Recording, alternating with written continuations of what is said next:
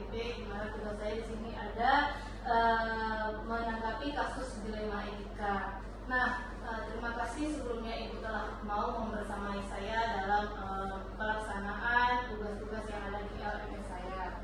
Langsung saja Ibu ya.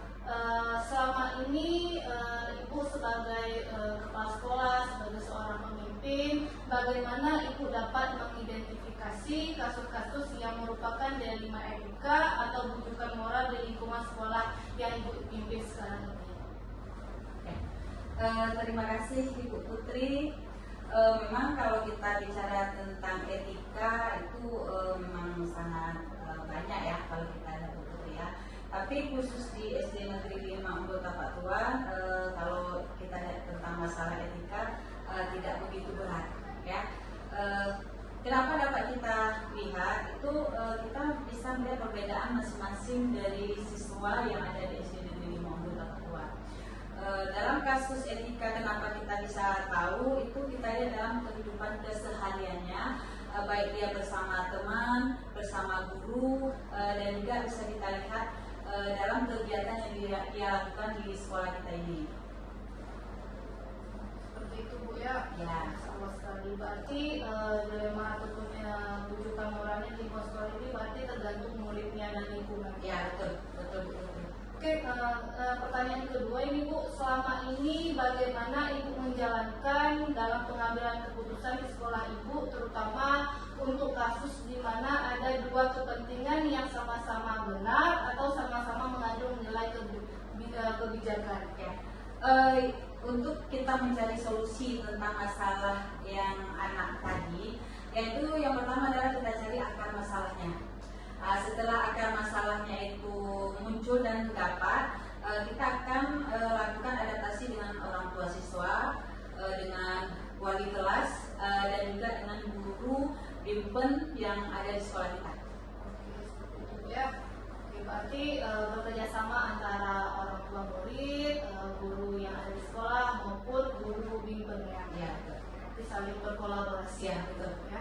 Oke, yang ketiga, langkah-langkah seperti apa atau prosedur seperti apa yang biasa dilakukan dalam dilema etika ini ataupun bujukan moral di lingkungan sekolah ini? Ya, memang kita lihat Bu Putri ya, kalau kita lihat dari bagaimana caranya kita melihat ya, berarti di sana kita bisa melaksanakan program-program pembiasaan yang bisa menjuru kepada kehidupan anak tersebut, misalnya salah satunya dalam bidang agama yang seperti yang sudah kita laksanakan, yaitu kegiatan pembiasaan yang kita laksanakan di setiap hari Jumat dan di setiap hari Sabtu. Kenapa itu kita laksanakan? Di sana kita bisa melihat bagaimana cara anak melaksanakan kegiatan-kegiatan tersebut, terutama dalam kedisiplinannya, etikanya, dan tingkah lakunya. Jadi pelaksanaan kegiatan pembiasaan yang kita laksanakan setiap hari Jumat dan hari Sabtu. Baik Bu, lanjut ke pertanyaan yang keempat ya Bu ya. Hal-hal apa sajakah selama ini dianggap efektif dalam mengambil keputusan kasus-kasus dilema etika? Kalau yang kita anggap efektif itu memang selama yang kita laksanakan di sini Bu Putri ya, itu memang tidak semua anak ya, tidak semua anak. Hanya kalau kita katakan sebagian enggak, hanya beberapa orang anak yang memang etikanya tadi itu memang dibawa dari rumah dia. Nah, jadi sehingga mungkin bisa kita katakan dari keluarga. Nah, jadi kalau untuk yang efektif yang kita laksanakan di sini itu nanti bisa kita ketahui dari wali kelas, guru agama, dan juga guru yang masuk di kelas anak tersebut. Berarti hal yang intinya itu berarti lingkungan anak di rumah akan terbawa ke sekolah. Betul. Karena kita sebagai guru di sekolah ini hanya melanjutkan saja, karena madrasah pertama anak itu adalah lingkungan rumahnya. Betul. Oke, selanjutnya, hal apa saja selama ini merupakan tantangan dalam mengambil keputusan pada kasus dilema etika yang Ibu alami? Tantangannya tadi adalah kalau yang kita rasakan di sekolah ini itu tantangannya dari orang tua. Kenapa saya katakan dari orang tua, terkadang orang tua dia tidak ingin menyalahkan anaknya. Walaupun terkadang guru karena kan dia berpikir karena setiap anak yang dititipkan ke sekolah itu kan sudah merupakan tanggung jawab dari gurunya. Jadi dilemanya tadi terkadang adanya perbedaan tadi pendapat antara orang tua dengan guru. Kenapa? Terkadang anak tadi mengatakan kepada orang tuanya itu berbeda dengan apa yang dilakukannya di sekolah. Mungkin dilemanya di situ. Itu dia. Berarti letak dilemanya kepada anak jujur gak jujurnya dia kepada guru di sekolah maupun orang tuanya Ya. Dan sikap menanggapinya pun tergantung orang tuanya, kembali orang tuanya. Ya. Oke, apakah ibu memiliki jadwal tertentu nih dalam menyelesaikan dilema etika? Nah, apakah langsung ibu selesaikan di tempat atau ada jadwalnya ibu buat? Ya. Nah, prosedur seperti apa yang ibu jalankan selama ini? Kalau kita katakan jadwal itu nggak ada jadwal ya begitu ya. Tetapi kalau apabila terjadi sesuatu masalah itu langsung kita selesaikan. Sehingga masalah itu jangan nanti sampai dibawa pulang oleh si anak. Jadi tidak ada berjadwal. Gitu. Berarti diselesaikan terus pada hari itu juga. Iya, pada saat kejadian itu kita selesaikan. Itu yang menyelesaikannya itu siapa saja Bu? Nanti yang pertama sekali langkah awalnya itu mungkin kalau memang masalahnya itu tidak terlalu berat itu nanti antara anak dengan wali kelas. Karena kenapa di wali kelas mereka sudah membuat itu namanya kesepakatan kelas. Jadi nanti di sana antara wali kelas nanti akan menyelesaikannya. Bila nanti masalah itu tidak dapat diselesaikan maka kita akan berhadapan lagi dengan yang namanya guru BK. Kalau seandainya nanti masalah juga belum selesai, baru nanti diselesaikan nanti permasalahannya oleh kepala sekolah yang juga akan dipanggil oleh orang tuanya. Bagus sekali ya Bu ya. Nah ini pertanyaan selanjutnya, adakah seseorang atau faktor-faktor pendukung selama ibu memimpin yang selama ini membantu ibu dalam mengambil keputusan dalam kasus dilema etika? Ya. Kalau faktor pendukungnya di sekolah itu sangat ini ya, sangat banyak. Bukan kita, saya bukan bekerja sendiri, tetapi dibantu oleh wali kelas, guru dan juga yang pokoknya tenaga-tenaga pendidik yang ada di sekolah ini. Semua kegiatan kita itu dibantu oleh semua. Berarti rekan kerja ibu semua warga sekolah di Ya. lingkungan ibu memimpin Bu ya. Oke, untuk apel umum.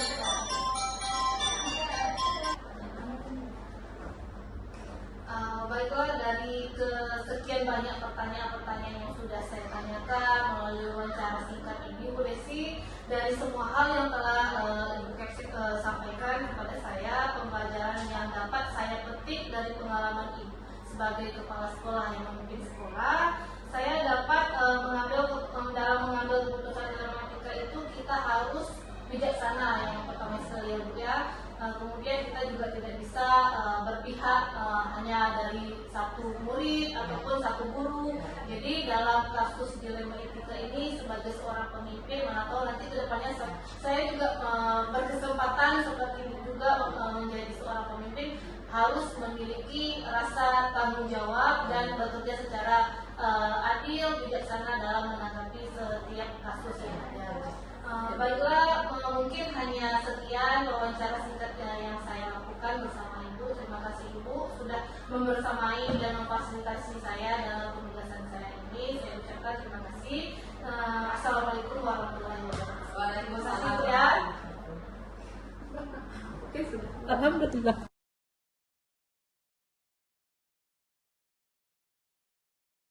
Assalamualaikum warahmatullahi wabarakatuh. Waalaikumsalam warahmatullahi wabarakatuh. Baiklah, pada hari ini dan kesempatan kali ini saya akan mewawancarai kepala sekolah SD Negeri 4 Tapak Tuan, di mana di sini saya bersama langsung kepala sekolahnya, yaitu Ibu apa Bu? Aziza SPD. Iya, alhamdulillah hari ini Ibu sudah mau membersamai saya dan memfasilitasi saya dalam tugas saya di LMS dalam menjawab sesi wawancara ini, Bu. Baiklah, di sesi wawancara ini saya akan menanyakan beberapa pertanyaan studi kasus etika moral, di mana di sini saya akan menanyakan Ibu ada 8 poin pertanyaan yang sudah saya tuliskan untuk saya tanyakan kepada Ibu sebagai pemimpin atau kepala sekolah di satuan yang Ibu pimpin sekarang ini. Baiklah Bu, kita langsung saja Bu ya. Ya. Selama ini bagaimana Ibu dapat mengidentifikasi kasus-kasus yang merupakan dilema etika atau bujukan moral di lingkungan sekolah Ibu yang Ibu pimpin sekarang ini, Bu? Saya akan melihat dulu dari sudut pandangnya, apakah itu berbentuk sudut pandang hukum atau moral. Kalau sudut pandangnya hukum berarti kita di situ ada benar atau salahnya. Tetapi kalau misalnya dia sudut pandang moralnya, kita harus lihat lagi apakah itu masuk ke dilema etikanya. Oh, seperti itu Bu ya, bagus sekali ya Bu. Nah, di pertanyaan yang kedua, selama ini bagaimana Ibu menjalankan pengambilan keputusan di sekolah Ibu, terutama untuk kasus di mana ada dua kepentingan Ibu yang sama-sama benar atau sama-sama mengandung nilai kebijakan. Di situ saya harus mengidentifikasi dulu apakah mana yang paling benarnya. Jadi tidak ada yang kalau bahasanya tidak ada yang teraniaya. Oh, ya, jadi kita lihat dulu di pihak mana yang benarnya seperti itu. Berarti kita harus melihat dari sudut pandang yang mana dulu benarnya, Ya, begitu Bu ya, ya. betul. Oke, baik sekali Bu. Nah, selanjutnya langkah-langkah atau prosedur seperti apa nih Bu biasanya yang Ibu lakukan? Saya harus berdiskusi dulu dengan melibatkan ada misalnya guru ataupun warga sekolah yang ada di sekolah saya. Begitu Bu. Nah, hal-hal apa sajakah selama ini dianggap efektif dalam mengambil keputusan kasus-kasus dilema etika di sekolah Ibu? Ini saya harus menganalisis dulu Bu. Jadi kita analisis dulu untuk menentukan solusi yang paling tepat di dalam suatu permasalahan yang seperti yang Ibu tanyakan tadi. Oke. Nah, hal apa saja selama ini merupakan tantangan dalam mengambil keputusan pada kasus dilema etika? Ini memang agak susah Bu ya. Nah, di sini memang agak susah, tantangannya harus pada saat kita mengambil keputusannya kita lihat yang terbaiknya dulu ya, karena keduanya benar dan harus keduanya benar, tidak merugikan satu dan yang lainnya seperti itu, karena namanya dilema Bu, kalau bahasa kita juga ada galau-galaunya. Iya, galau dalam menentukan suatu kebijakan Ya, atau keputusan Bu ya. Betul. Oke, nah, apakah Ibu memiliki jadwal tertentu dalam menyelesaikan dilema etika? Nah, apakah langsung diselesaikan di tempat atau di jadwalnya atau Ibu jadwalkan? Prosedur seperti apa yang Ibu jalankan, Bu? Tergantung masalahnya. Kalau misalnya susah, ada jedanya ya. Kalau misalnya agak mudah, kita selesaikan pada saat itu juga. Misalnya seperti dijedakan itu dalam bagaimana bentuknya itu bagaimana seperti apa? Bentuknya seperti itu. Saya juga harus menanyakan dulu Bu. Berarti Karena konsultasi dulu ya Bu. Betul. Ada tahapan-tahapannya, karena nggak mungkin kita langsung memutuskan, tidak bisa seperti itu. Harus kita juga harus mendengar dari Semua pihak yang Ya, terlibat, betul. misalnya ada dua anak, Ya, berarti kita harus betul. mendengarkan Ya. kedua anak. Tidak langsung kita bisa memutuskan, oh ini betul, ini salah, nggak bisa seperti itu. Seperti itu. Kalau ya. yang mudah bisa kita selesaikan terus. Kalau yang mudah langsung diselesaikan Ya, langsung pada saat itu. pada juga. saat itu juga. Baiklah Bu. Nah, adakah seseorang atau faktor-faktor yang selama ini membantu Ibu dalam mengambil keputusan dalam kasus dilema etika, istilahnya yang membantu Ibu selama ini sebagai seorang pimpinan dalam menyelesaikan permasalahan atau mengambil keputusan Ibu? Selalu Bu, itu dari pihak warga sekolah saya libatkan. Tidak mungkin saya bisa sendiri. Kalau misalnya memang yang nggak sulit ya Bu ya, tidak bisa saya putuskan sendiri. Kita harus bincang-bincang, harus pokoknya bersama-sama lah. Berarti sebagai seorang pemimpin Ibu bekerja sama, Iya, berkolaborasi iya. dengan rekan kerja Ibu di lingkungan Ya, warga sekolah. sekolah kita ya. Oke. Oke, Bisa saja nanti kita masukkan kalau misalnya agak susah kita masukkan komite. Oh, Ya, bekerja sama namanya dengan warga komite. sekolah, ada guru di dalamnya, ada komite kita masukkan. Bagus sekali Bu ya, sebagai seorang pimpinan berarti bekerja sama, berkolaborasi dengan pihak-pihak yang ada terlibat di dalam sekolah maupun itu Bapak komite ataupun Ibu komite Iya, Bu ya. betul. Nah, Kita masukkan. yang terakhir nih Bu, pertanyaan saya dalam sesi wawancara ini, dari semua hal yang telah Ibu sampaikan, pembelajaran apa yang dapat Ibu petik, pengalaman Ibu sebagai kepala sekolah nih dalam mengambil keputusan dilema etika? Saya menjadi lebih bijaksana dalam mengambil suatu keputusan. Nah, di situ saya jadi kita tidak asal-asalan aja. Jadi saya pun lebih banyak menggali menggali dari diri saya. Terus intinya bijaksananya saja dulu Bu. Bijaksana dari kesemuanya, kebijaksanaan saya tuh sebagai seorang pemimpin untuk mengambil satu keputusan. Nah, itu. Berarti sebagai seorang pemimpin itu kita harus memiliki yang namanya kebijaksanaan, Iya, betul. baik itu bijaksana terhadap rekan kerja sebagai seorang guru ya Bu Iya. ya, maupun bijaksana sebagai seorang pendidik kepada peserta didiknya. Iya, Berarti betul. harus titik fokusnya pada kebijaksanaan. Iya. Oke, baiklah Bu, mungkin sampai di sini sesi wawancaranya. Terima kasih Ibu sudah mau memfasilitasi saya dalam pelaksanaan menyelesaikan tugas saya di LMS. Mudah-mudahan sesi wawancara ini membuahkan hasil yang terbaik bagi saya sebagai CGP. Mudah-mudahan selanjutnya ada sesi-sesi wawancara selanjutnya ke depannya. Baiklah, saya ucapkan terima kasih kepada Ibu sudah mau memfasilitasi saya dan membersamai saya dalam tugas saya. Terima kasih Bu, saya ucapkan Assalamualaikum warahmatullahi wabarakatuh. Waalaikumsalam warahmatullahi wabarakatuh. Oke.